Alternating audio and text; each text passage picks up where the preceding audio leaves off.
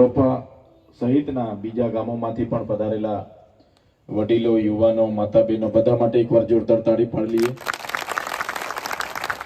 સૌપ્રથમ તો અમે માફી માંગીએ છીએ કે કાર્યક્રમો આજે ઘણા હતા અને દરેક કાર્યક્રમોમાં સમય કરતા ઘણી જગ્યાએ પેલા વરઘોડા રાખે ને ઘોડા લાવે ને ડીજે લાવે ને એમાં અમે મોડા થઈ ગયા, માફ કરજો. પણ તમારી બધાની ઉપસ્થિતિ છે ત્યારે એટલો વિશ્વાસ મને થાય છે કે આવનારી તાલુકા જિલ્લા પંચાયતમાં તમે જો બધા લાગી જશો, તમે જો બધા એમ માની લેશો કે આ ચૂંટણી અમે લડીએ છીએ, તો મેં ચોક્કસ પ્રમાણે તમને વિશ્વાસ વ્યક્ત કરું છું કે જિલ્લા પંચાયત અને તમામ તાલુકા પંચાયતો પણ આપણે જીતીએ છીએ.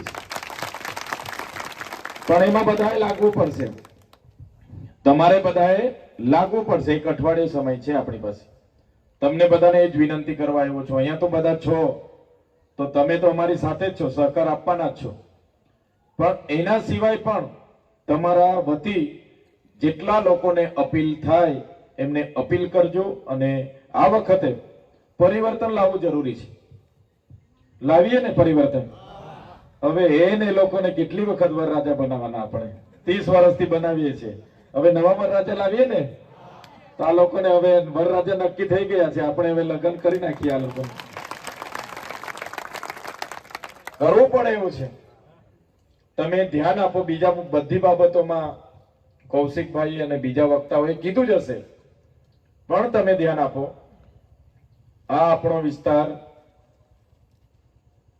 પહેલા તો દેશ એ કોઈ ભાજપના નેતાથી કે મોદી અમિત શાહથી કે હર્ષ સંઘવીથી દેશ નથી ચાલતો. આ દેશ એ દેશના બંધારણથી ચાલે છે. અને બંધારણ જે બાબા સાહેબે બનાવ્યું છે એમાં તમામ નાગરિકોને, તમામ સમુદાયોને, જ્ઞાતિ જ્ઞાતિઓને બધાને અધિકાર છે સ્વતંત્રતાનો અને સમાનતાનો, બંધુતાનો. એનાથી આ દેશ ચાલે છે, નહીં કે મોદી કે અમિત શાહના કહેવાથી આ દેશ ચાલે છે.